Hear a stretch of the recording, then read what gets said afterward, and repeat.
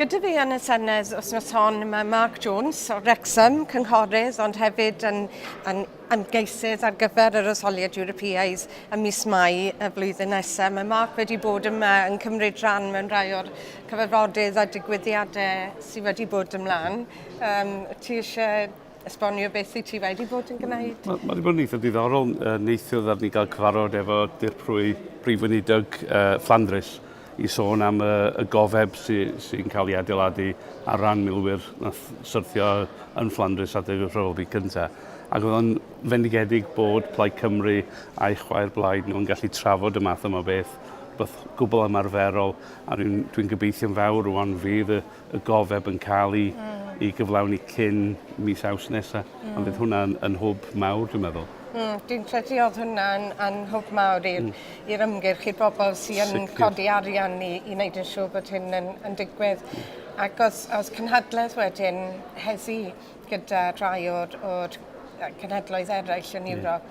Ac oedd hwnna'n dangos hefyd y ffordd da ni eisiau newid Ewrop, y ffordd da ni'n gallu cydweithio ymhlith y pleidiau a'r gwledydd bychin, a bod rhain yn symud pethau ymlaen mewn ffordd ydy'r gwledydd mawr, gwladwriaethau mawr ddim eisiau gwneud.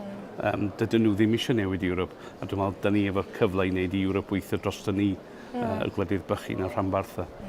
Dwi'n credu bod yn bwysig iawn i bobl yng Nghymru. Dwi'n siŵr bod ti'n siarad gyda lot o bobl sydd yn poeni am y diffyg democratiaeth a bod Ewrop yn bell i ffwrdd.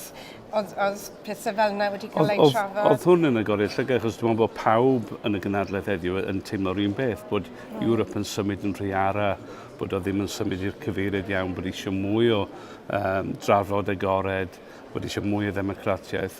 A'r ffordd orau i wneud hynny ydy'r gwledydd bychin gael y cyfle yna i gael ei rhyddid. A mae hwnna yn wneud i rywun deimlo llawer mwy positif ynglyn â Ewrop, deud i wir, ar ôl dod yma efo agwedd chydig bach yn eurosceptic o ran gallu Ewrop i roi rhywbeth yn ôl i Gymru. Mae gyda ni agenda eitha cyffroes ac eitha radical, ond ffordd o wneud i Ewrop weithio i Gymru. Dwi'n meddwl, a dyna'r gwahaniaeth mawr, da ni eisiau rhywbeth i weithio dros Gymru. A mae rhywun yn cael y teimlad bod y pleidiau eraill jyst eisiau pethau i weithio dros i buddiannau pleidiol nhw yn hytrach na dros Gymru. A mae hwnna'n wahaniaeth mawr. Ydy.